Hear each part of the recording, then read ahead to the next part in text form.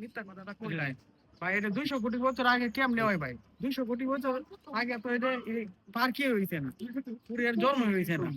আপনি অত মিস কথাটা কেমনে বলবেন ভাই? হুম।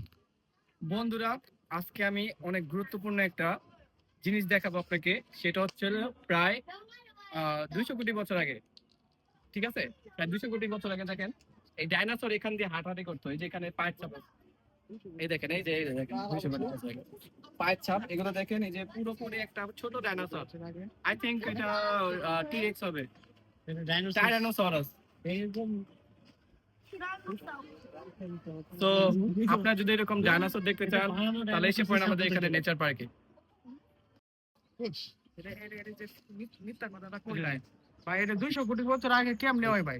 200 কোটি বছর আগে তো এটা পার কি হইছে না, পুরো এর জন্ম হইছে না। আপনি অত মিস কথাটা কেমনে বলবেন ভাই? কিন্তু ডাইনোসর তো ছিল রে বাবা। ডাইনোসর ছিল ঠিক আছে, কিন্তু এনো তো আসেনি।